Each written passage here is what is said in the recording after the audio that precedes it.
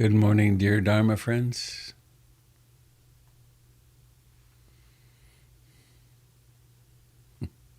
Good morning, Mr. Dalton.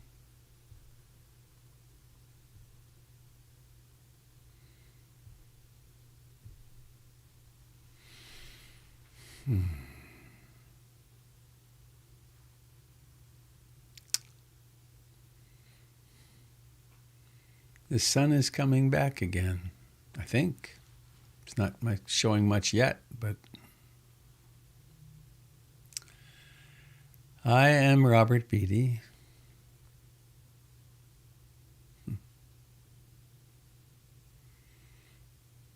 And this is a gathering of the Portland Insight Meditation Community. I am sitting in a little house in my backyard in Portland, Oregon.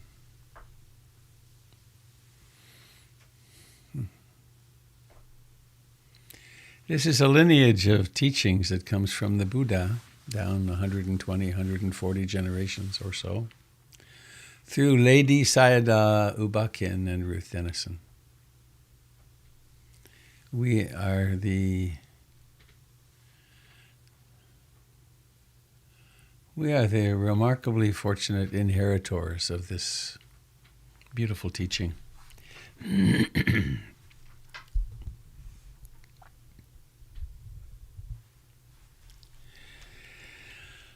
I have a little reading this morning from one of my favorite saints of the 20th century, Mr. Rogers.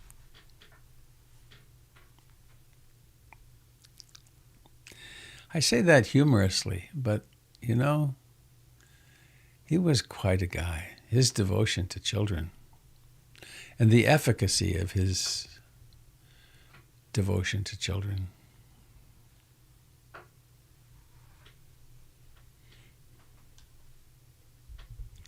After 9/11, I learned this in the movie, After 9/11, he started speaking about death on his show because no one was talking to the children, and the children were watching this stuff going on TV. And the network freaked out, and it turned out that it increased viewership remarkably. So from Mr. Rogers. You recording? I'm not. Thank you, Jim. Recording in progress. So from Mr. Rogers, I know how important it is to give up our expectations of perfection in any arena of our lives. I know I've tried to do this, and yet I know that every once in a while the old pattern emerges. Quote, maybe if I could make at least one proper segment of the program. And I find myself in the same trap again. That doesn't mean that we can't produce highly satisfying moments for ourselves and others, but it is important to give up, maybe daily, trying to be perfect.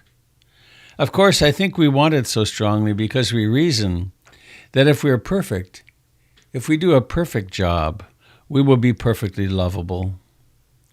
What a heavy burden. Thank God we don't have to earn every little bit of love that comes our way.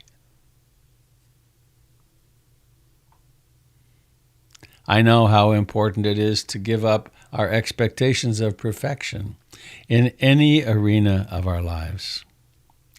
I know I've tried hard to do this, and yet I know that every once in a while the old pattern emerges. Quote, maybe if I could make just at least one proper segment of the program. And I find myself in the trap again. That doesn't mean that we can't produce highly satisfying moments for ourselves and others, but it is important to give up, maybe daily, trying to be perfect. Of course, I think we want it so strongly because we reason that if we are perfect, if we do a perfect job, we will be perfectly lovable. What a heavy burden. Thank God we don't have to earn every little bit of love that comes our way.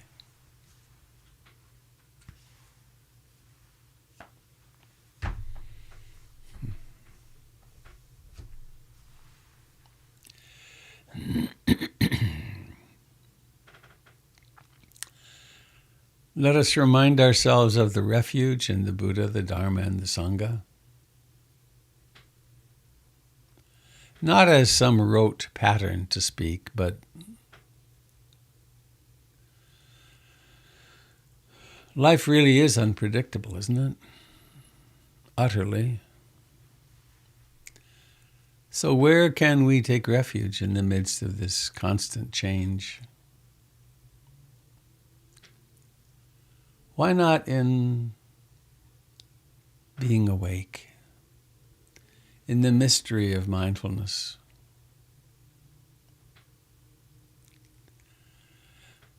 And with that, why not take refuge in reality,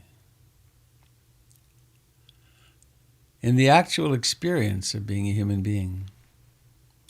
The experiences of the eye, the ear, the nose, the tongue, the feeling body, and the mind.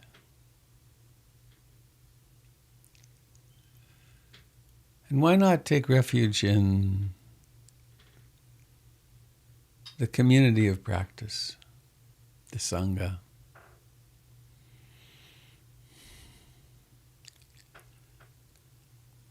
Down through time, there have been countless people who have followed this way and become much more loving and compassionate, wiser, who learned to live well and die well.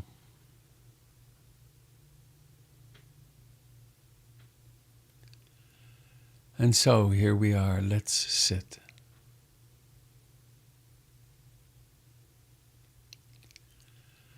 Let's sit.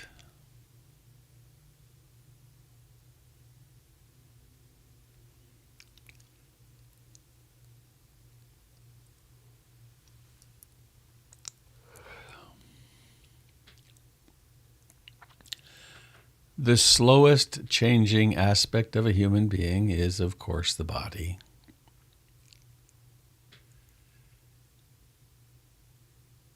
And so, we pay attention, we ground, we come home to the actual fact of a body sitting here, pressing against the chair.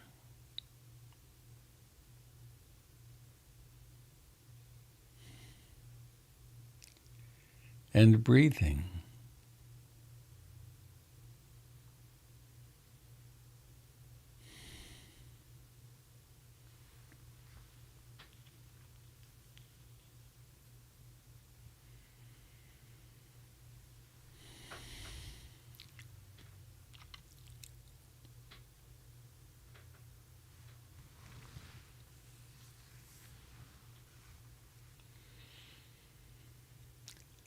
And we take a comfortable upright posture and then plant ourselves like a sequoia.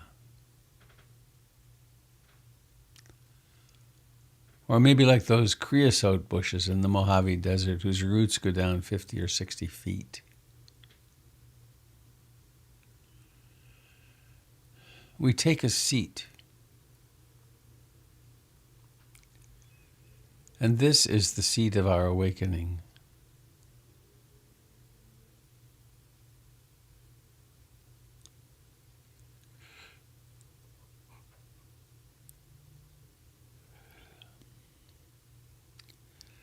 And we can notice in-breathing and out-breathing and inhabit the body if we dare to fully incarnate,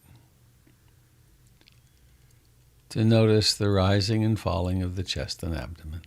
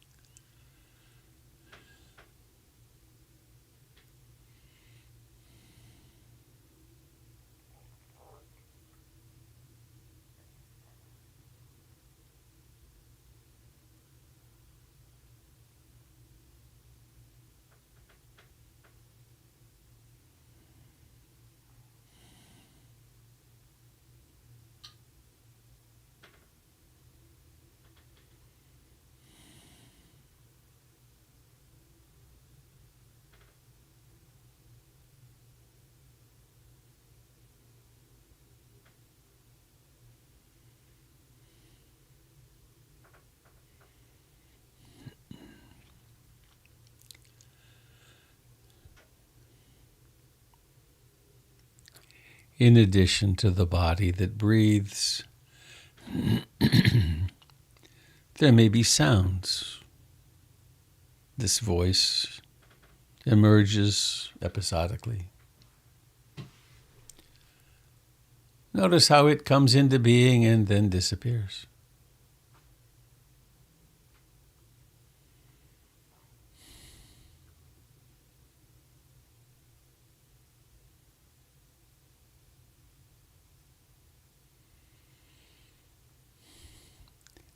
And in the realm of thinking, the realm of mind,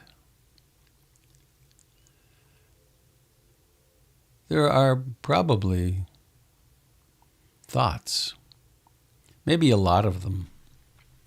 In fact, maybe it's only episodically that you find the breath. That's not a problem.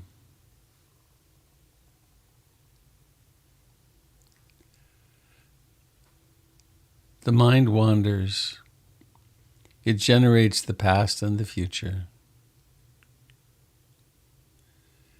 It sometimes gets pretty busy. It sometimes gets quite freaked out. All of this is worthy of knowing.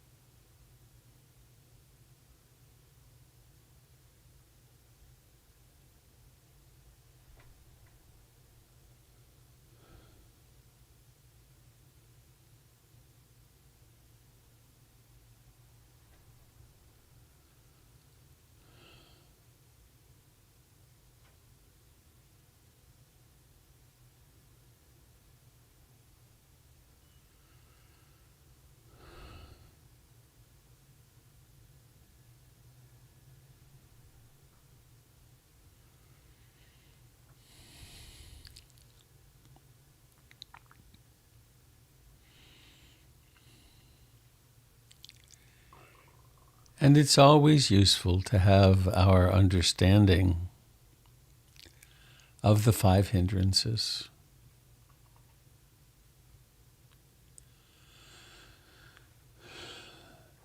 Is the mind colored by, infused with desire, craving, wanting, the lust factor? Or is it colored by aversion, disliking?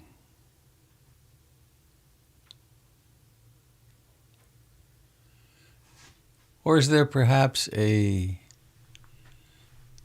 strong flavor of restlessness and agitation and worry? A mind thinking about the past or planning the future? Or perhaps sloth and torpor, sleepy dullness, falling over.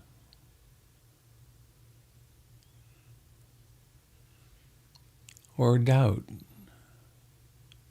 Doubt can be very subtle, can also be rather gross. Why am I doing this? Does this work? There can be competing thought streams, quite opposite to each other.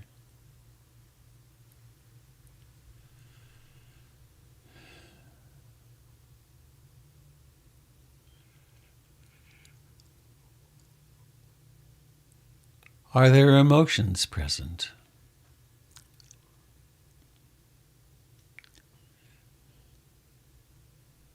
Is the mind suffused with loving kindness and compassion? Or maybe some quiet despair or worry? I take refuge in the Dharma means whatever it is, we aspire to accept.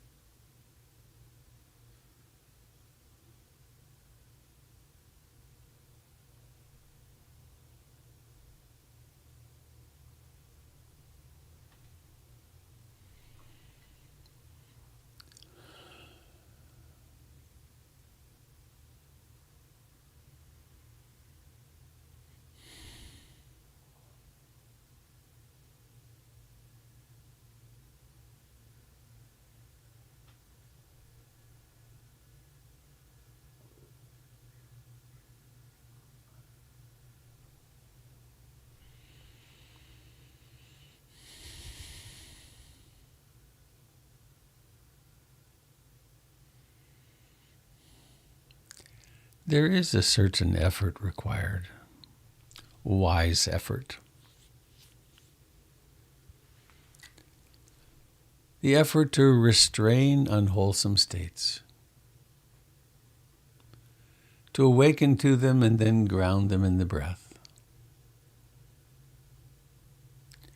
Once an unwholesome state is extinguished, turned away from, there's another effort to maintain that absence. And there's the effort to bring into being wholesome states. It's interesting language, wholesome states.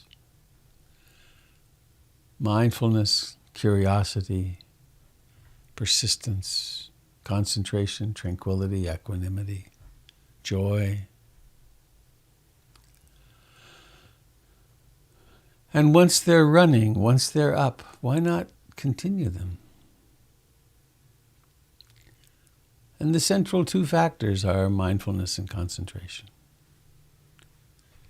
Mindfulness. When mindfulness arises, it's like there is the light in the mind. And when there's light, we can see what's happening.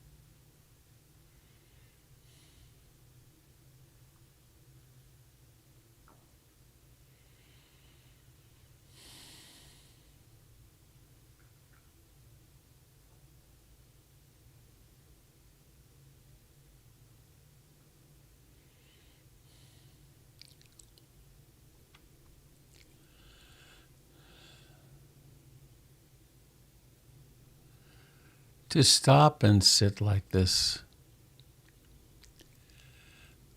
is an intervention in one's life like no other. It's not about learning some intellectual content. It's not about convincing yourself to believe something different or convincing someone else to do that. It's about awakening to what is.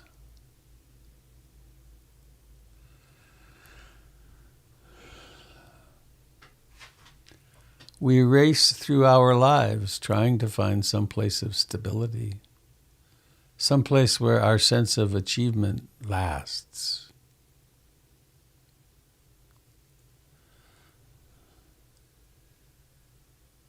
We try to find a place of refuge in relationships, in children, in career, in travel, in all kinds of things.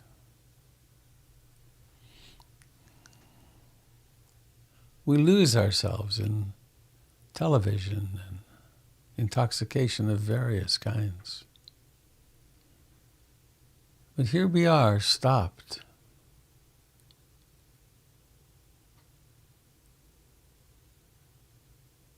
Stopped right here.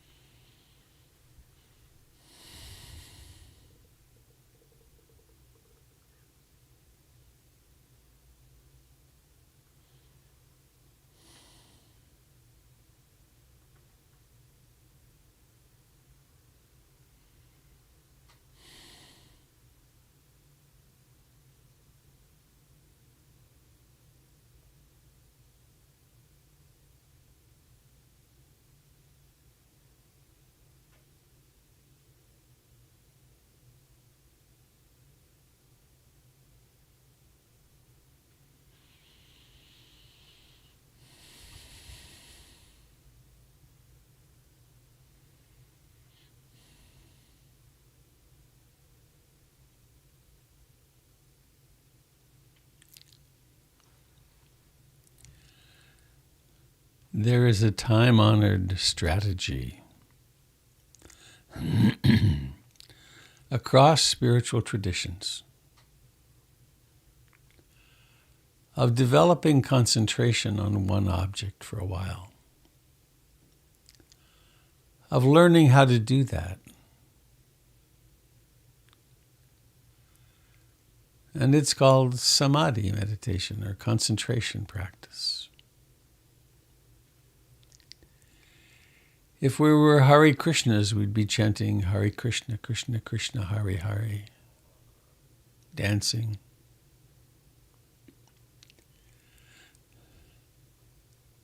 Among the Catholics, there's Hail Mary, full of grace, the Lord is with thee. Every tradition has concentration practices.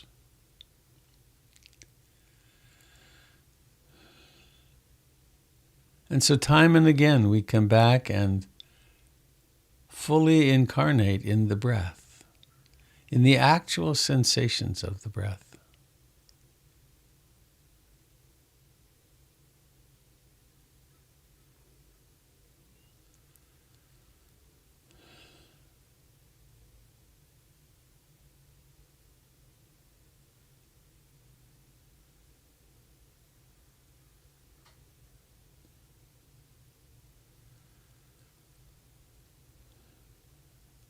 And so we land in the breath. We relate to the breath as if we were climbing into a hammock, our own private hammock.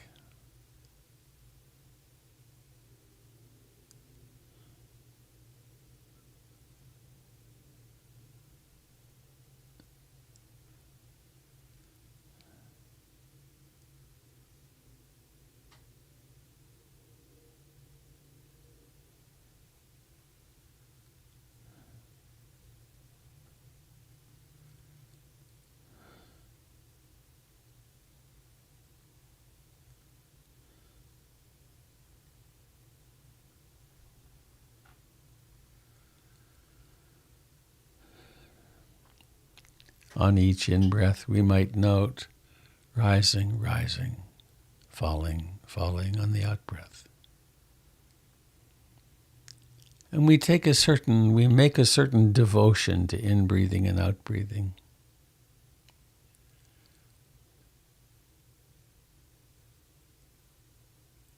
And the mind wanders and we come back. It wanders and we come back. And in time, somehow mysteriously we learn to actually suppress the hindrances, to have a mind that can go quite quiet.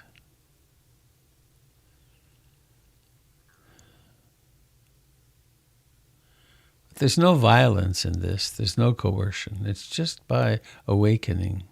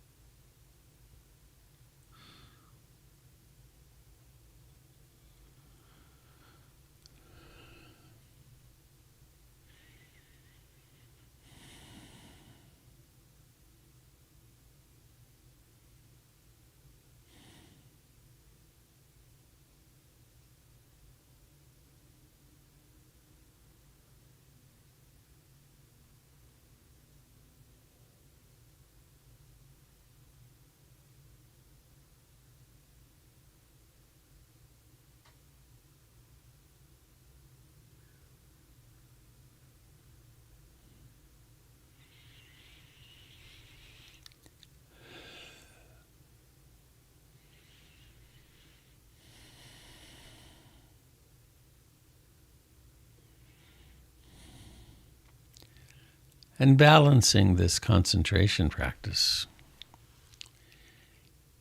is the magnificent training in awareness.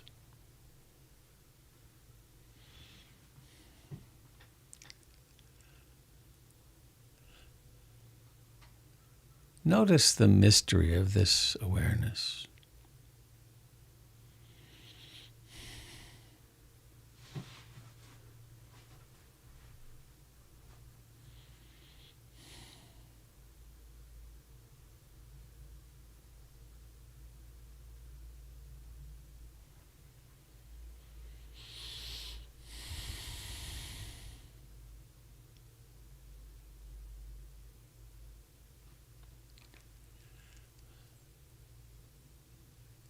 Give yourself the gift of sitting still.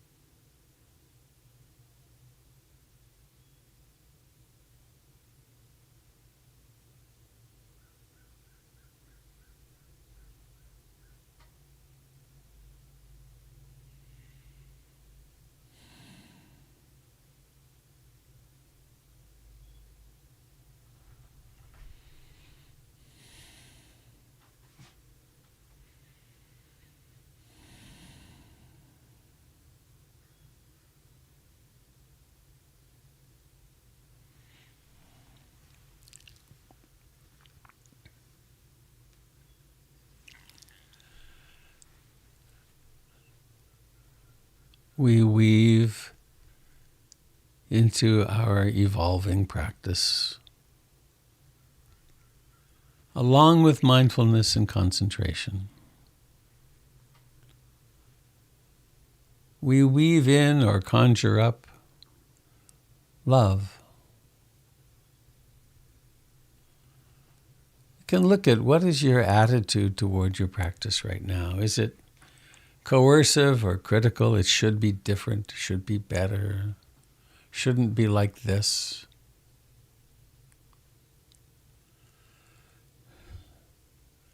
I aspire to love and accept this that I take to be myself, exactly as I am in this moment.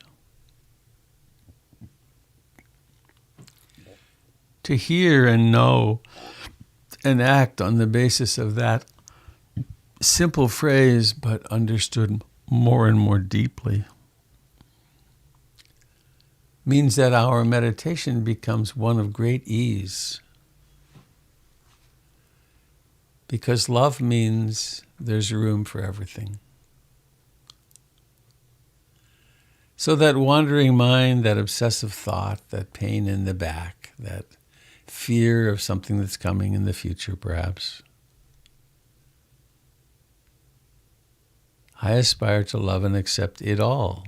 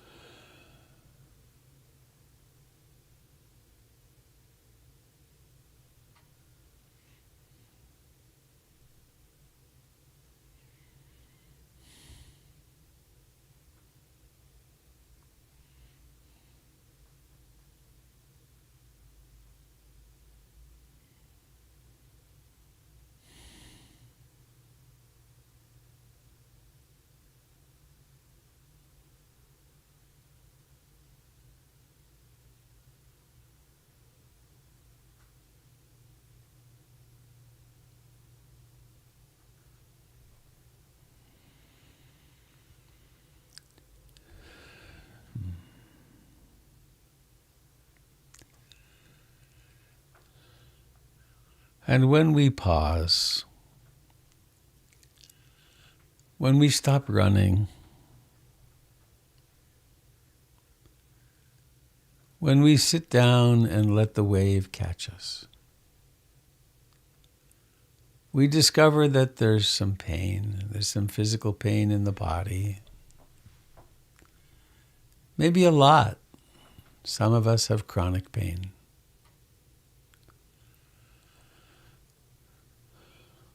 Sometimes there's pain of the heart.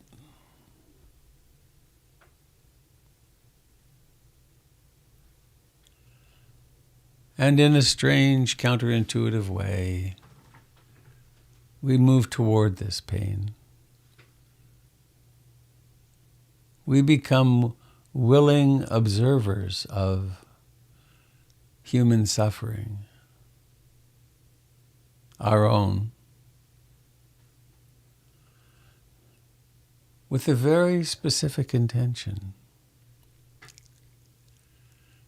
I guess first the relief of stopping running.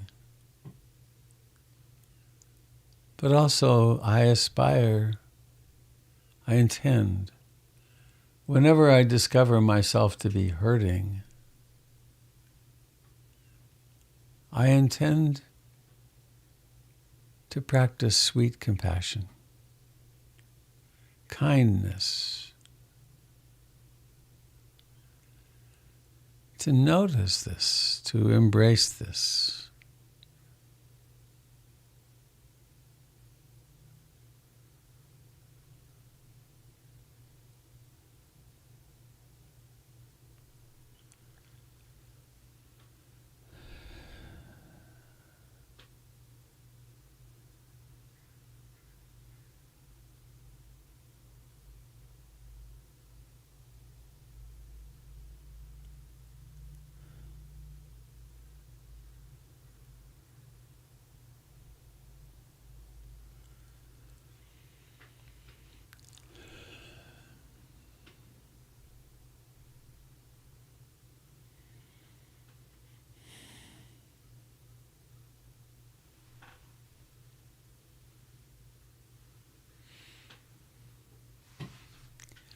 And we don't practice in isolation. We do have our own separate body and apparently mind. But we are so interconnected with each other.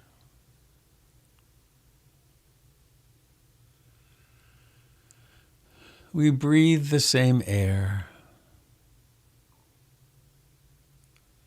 We have the same structures in the mind. We have the same basic longings. And so we practice also great compassion for one another.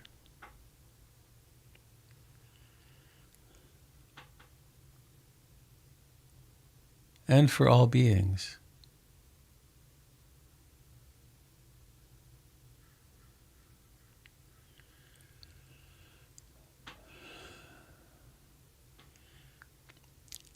And to share the merits of our practice with all beings isn't some kind of a magic trick. It's really just to remember that we are all interconnected and that what I do right here now in this mind is part of the whole web. We can't not affect each other all the time.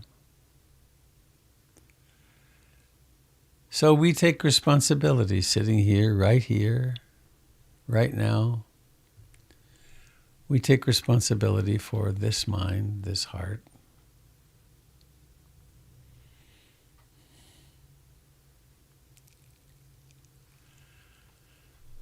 And may all beings everywhere share in the merits of our practice. I invite to the altar of our hearts Ruth Dennison.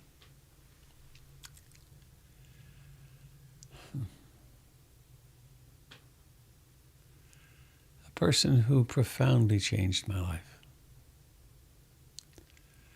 Please bring to the altar of your hearts those people who have held you aloft in this lifetime and said, go this way.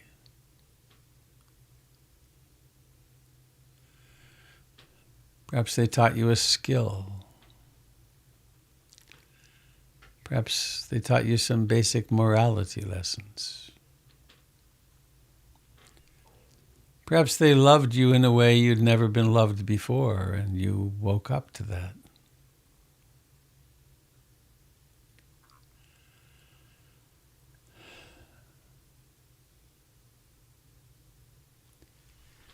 May all beings everywhere share in the merits of our practice. May those of us that fly in the air, that live between the sky and the earth, share in our practice, our merits. May those who live in the trees, who run in the trees or burrow in the trees, may those who walk on the ground, who slither on the ground, may those who burrow in the ground, may those who live in the waters, countless beings, may we all remember our true great nature.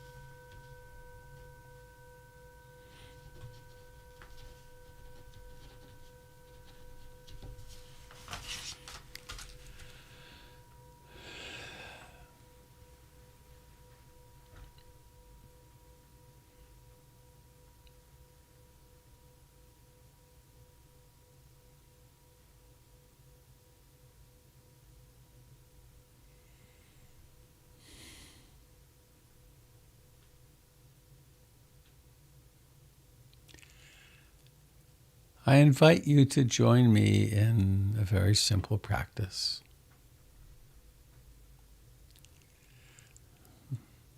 To take this quietness of heart and mind and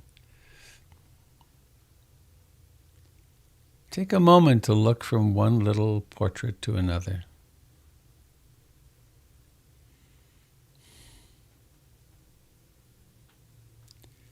May this person that I'm looking at,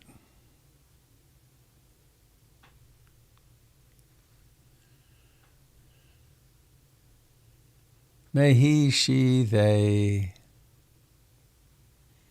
be content today. That's a nice one. Or whatever your blessing would be.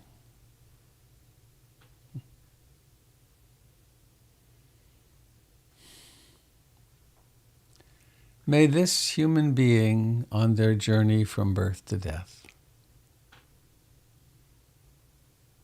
have some wonderful pleasure today. May they cope well with whatever pain is in their life. And we can make it quite personal, can't we? You pick a picture and look there.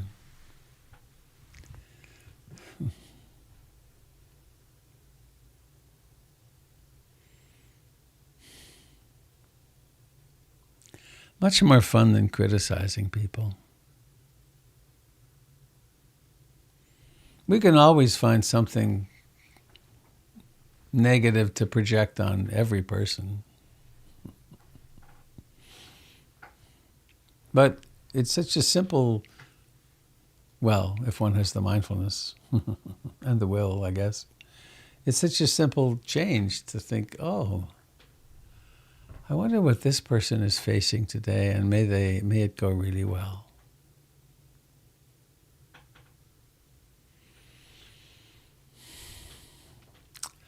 So I have, I guess, 3 announcements. One is the center is healing, coming back together. There's power again after the fire on Saturday. There's power, and Thursday, that's tomorrow, is the day of the big move. We have movers coming who will help get all the furniture out of the Dharma hall and down into the offices and also into the living room. We're going to get rid of a couple of the couches now and a couple of other horrid chairs. There's a company coming, a nonprofit, that provides furniture for people who are moving out of houselessness. And it's going to be a little while till our new furniture arrives.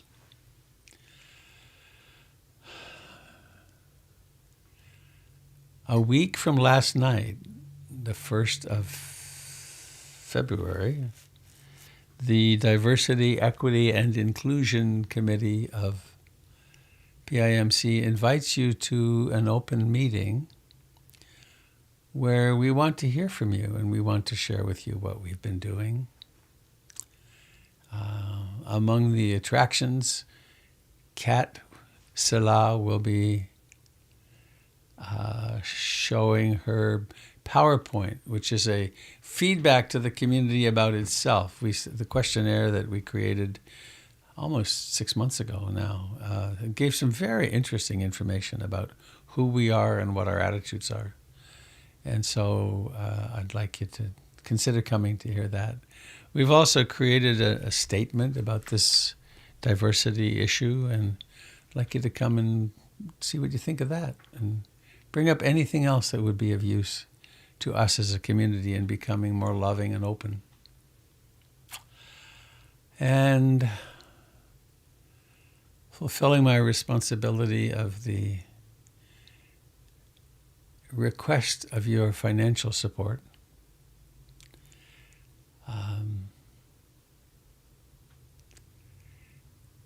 PIMC is a brick and mortar kind of place. Well, it's also electronic, but it has significant expenses in its existence to exist. And so, in keeping with the fundamental practice of dana or generosity, if you're being nourished by PIMC, I encourage you to nourish it back. And I'm really in a unique position. Some of the other teachers also have the same experience, but I'm really in a central spot to hear something from people, and that makes me teary to think of it.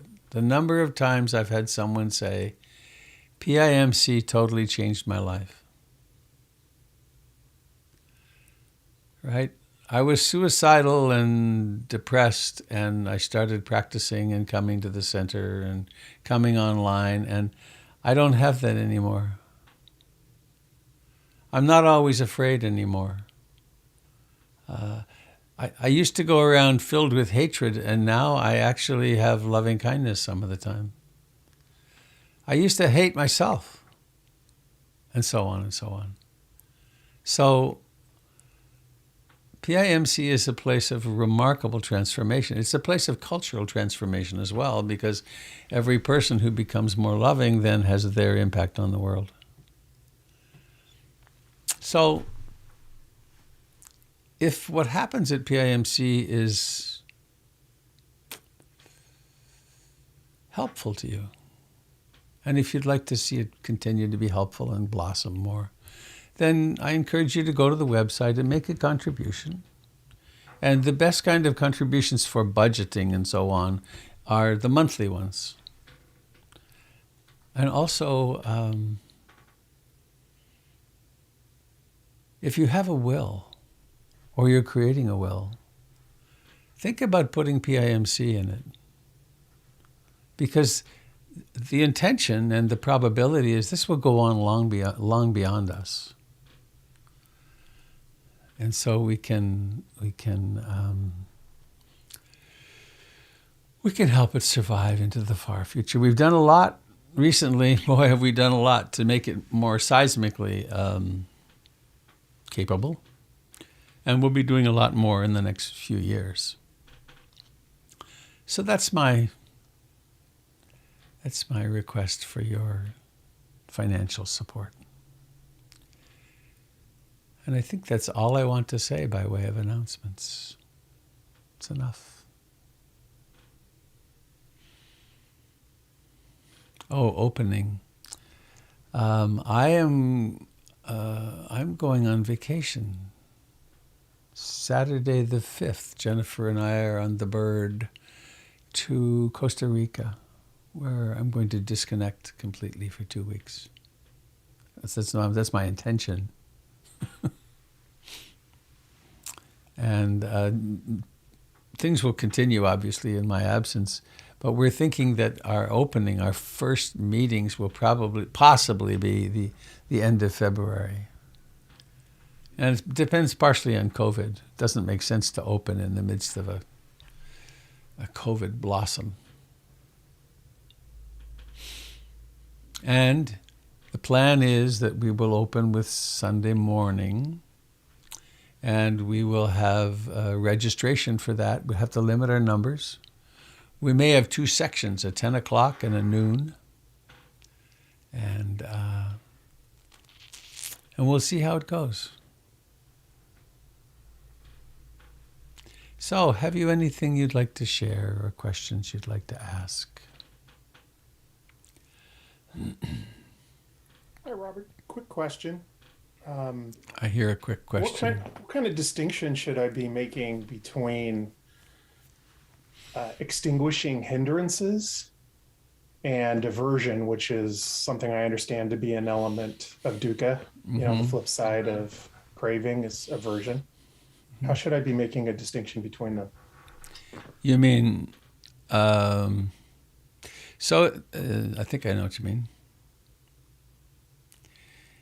If it's, I'm going to concentrate and get rid of these damn hindrances because they're a pain in the ass and they're a problem. And that's aversion. As opposed to the best of my ability, I intend to stay with the breath or whatever other primary object I choose. I'm going to stay with the breath and relinquish my attachment to the 5 hindrances. It's a matter of tone. And that's part of the art of practice. There's the classic story. The guy comes to talk to the Buddha and says, "How hard should I try?" And the Buddha says, "Well, when you were a lay person, you played a lute, you played a stringed instrument. And you know how it is to tune in the instrument. You can tune the strings so tight they snap or are always sharp, or you can turn them so loose they're sloppy and flat. Somewhere in the middle there is perfect tuning. And we learn that over weeks, months, years. What is the skillful tuning? That making sense? Yes. Thank you. And when the hindrances, let's say when there's a lot of restlessness and agitation, for instance, to put aside the breath and take restlessness and agitation as your object with great love is also essential in the practice, because that way then we learn about what the wandering mind is and isn't. Okay, Rob?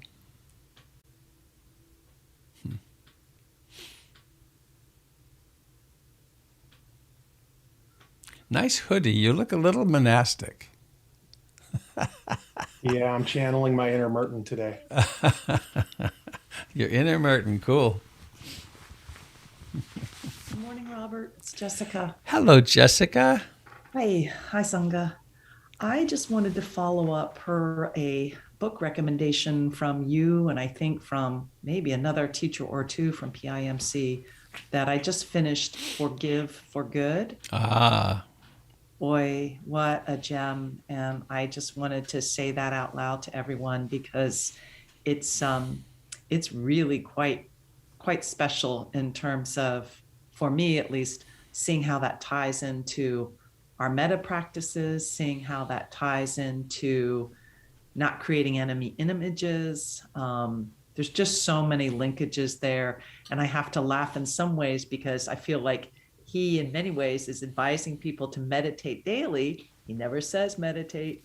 He has an acronym around healing and spending time with heart energy and finding hope. But what a gem! And I just thank you so much. I'm spreading it far and wide without trying to be that person. But yeah, thank you very much. That person. I'm doing that with a spontaneous combustion. Everyone I talk to, I say, you know what? Oily rags can spontaneously burst into flame and burn your house down. So that's I'm a missionary.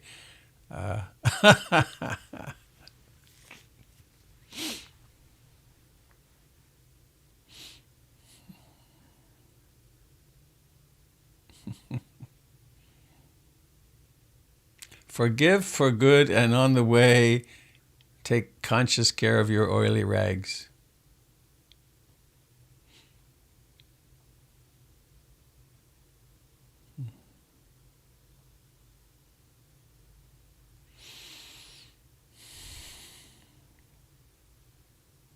Good morning, Robert and Sangha. It's Sandra. There you are. Hi. Hi. So I got around to listening to A Year of Magical Thinking, read by Vanessa Redgrave. Uh-huh. Wow. What a beautiful and precious, sort of opportunity to hear Joan Didion's, experience about the death of her husband and her daughter. I enjoyed the theme of letting go. She keeps coming back to that theme. And as you know, my husband died in an avalanche, so a surprise, a shock. And, the difference between then and now is now I would have the support of the Sangha, which would be very helpful. I felt quite isolated at that time. Mm-hmm. It's almost like oil to water, because we don't talk about death in our culture. And I was at college, the students didn't know what to do. So they just, stayed away. And it was very hard. It would have been a lot easier if I would have had this then. Yeah. So thank you to the group, Mm-hmm.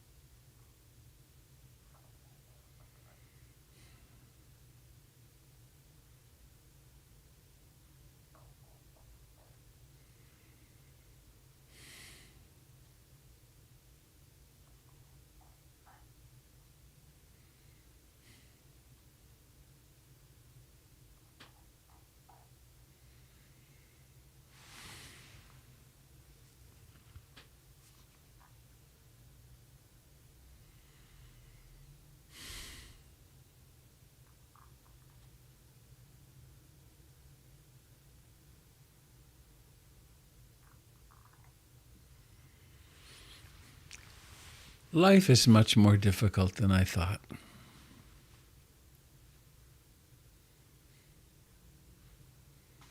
Remember that book, The Road Less Traveled, Scott Peck?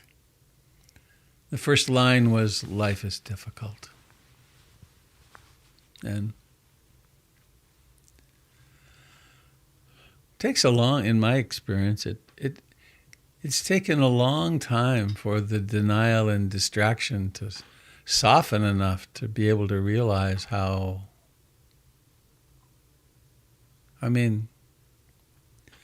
we walk around in these bodies and we think they're them, and we get attached to others who are walking around in these. And there's a lot of anxiety in that. And then there comes the losses. A friend of mine had her cat killed by a car yesterday.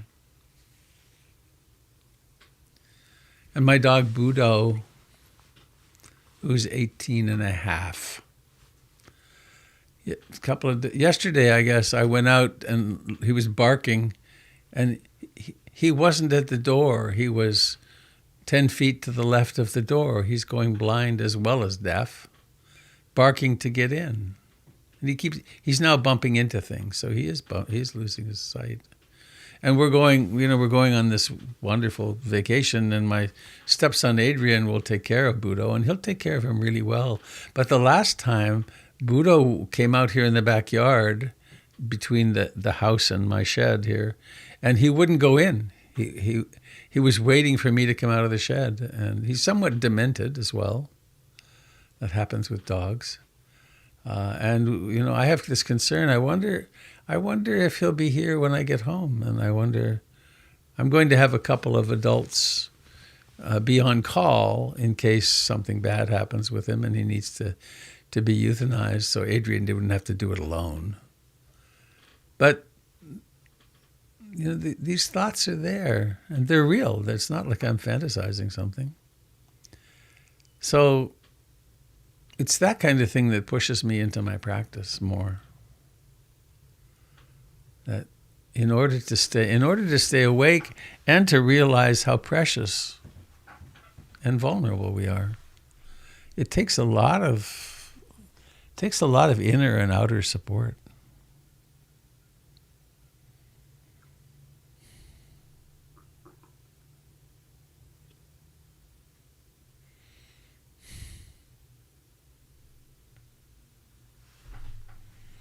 Robert, what is the schedule for your departure and return?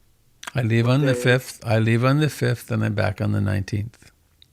And the other teachers will be, of course, keeping the fire going while I'm gone.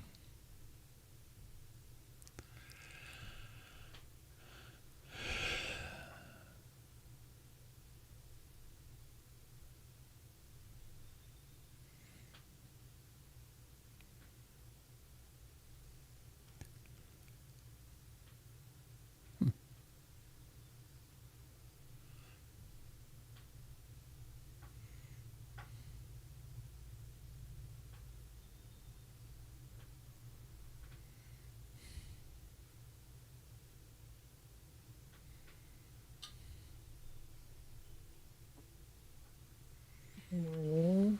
This is Janice. Hello, Janice.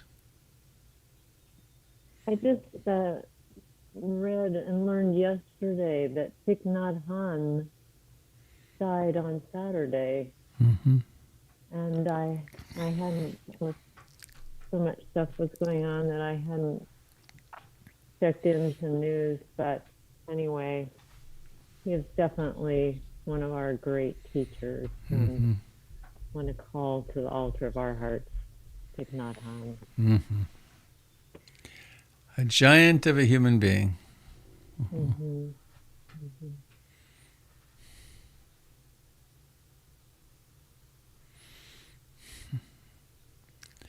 One of my favorite pictures of him that I saw in the news, I think, was him with Martin Luther King Jr. Really nice. When he was a teenager, really. 20, maybe, 22, maybe. Central in the Paris peace talks.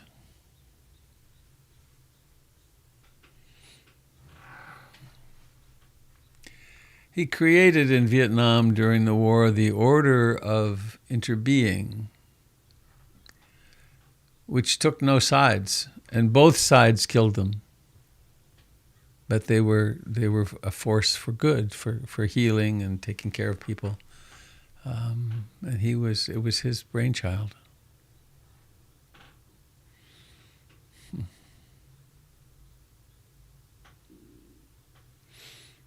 My favorite label for him was the world's slowest human being because of the glacial pace of his walking meditation. That's funny. Yeah.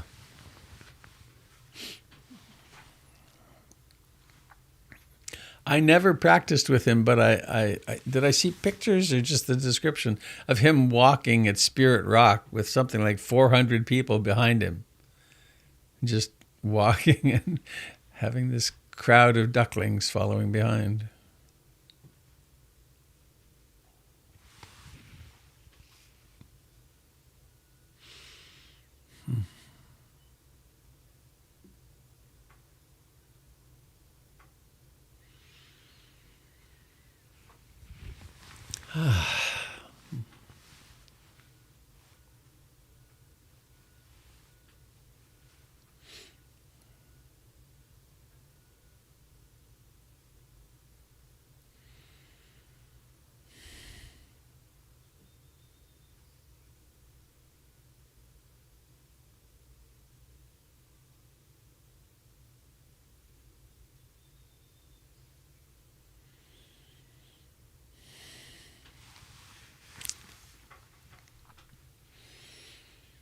Well, anybody have anything else you'd like to share this morning?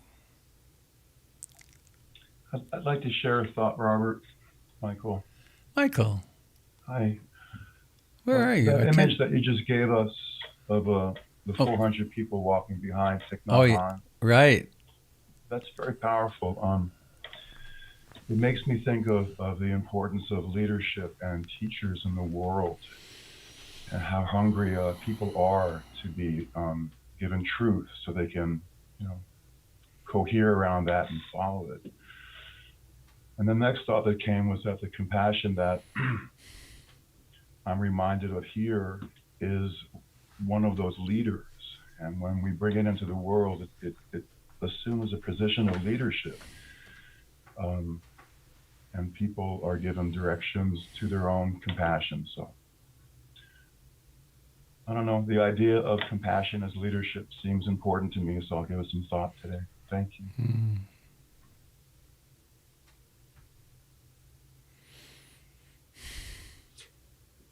Thank you, Michael. I want to acknowledge the profound design of this practice that you give to us, Robert. How it really empowers each of us to be the leader we need to be for whatever is occurring. I mean, whatever's happening in our lives right now, because everything's going to happen. And for each of us, we all have different things to deal with, but the practice empowers us to be present with whatever it is now at this time in our life. And to funnel community strength through ourselves, what we call ourselves, and to take it more lightly and more powerfully. Thanks, Ed. Yeah.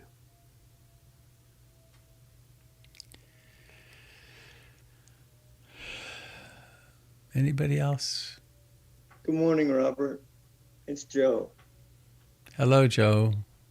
I wanted to share with you one of the most profound things that these last couple of years have taught me that you've been an example of recently. The amount of time and weight of past screw-ups that I have carried around. How could I have done this, right? Until I learned to accept, first of all, well, I did it. And second of all, everyone makes mistakes. It's not that you did it. It's just you fix it. You move on. You first accept that, yes, you did it. And it happened. And move on from that. And until you cross that first hurdle of acceptance of, I made a mistake, whatever that is, you can't start to repair it and make it better and fix whatever that was. And in my lifetime, I've realized over the past couple of years, incidents have come up inside me and I've let them go that I was carrying around for decades or longer. And here in the past few days is something that you made a mistake, you owned it, we're moving on. It just is without any emotional baggage represented. That teaching of acceptance of the way things are and it is no different than any other day. It's just what we do. It's so helpful, at least to me, because I used to waste a lot of time running in circles about how could I have done this, rather than it's done, we move on. And some of my best teachers have taught me that. And one of the best lines was, it's not a screw up if you can fix it. And it was in relation to being an electrician, but it's actually a life lesson. And you're a living example of it this week. And I wanted to thank you for that, because for me, that's a profound elevation of my ability to be a stable human being, and to accept change, and to look at mistakes as just what they are, just a mistake. You fix it. Thank you, Joe. Thank you. Thank you very much. Thank you.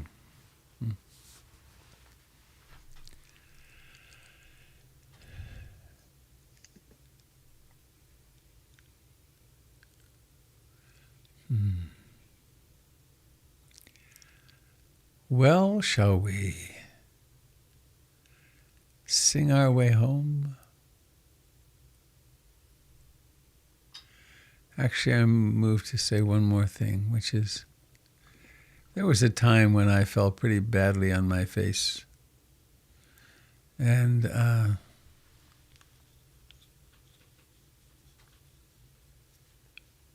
Ruth Dennison had the opportunity to say to me, there's a quote from Goethe. She said it in German first, and then she said it in English, which was,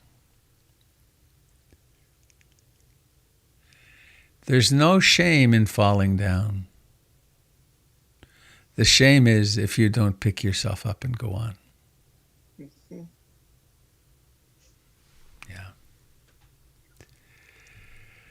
So, I guess that's a nice circle back to the quote on perfection. Very nice. I meant that. That was in my plan from the beginning. So let's sing our way out of here. May all beings receive all blessings. Bhavatu Sabe Mangalam. Mangalam. Bhavatu Sabe Mangalam. Bhavatu Sabe Mangalam.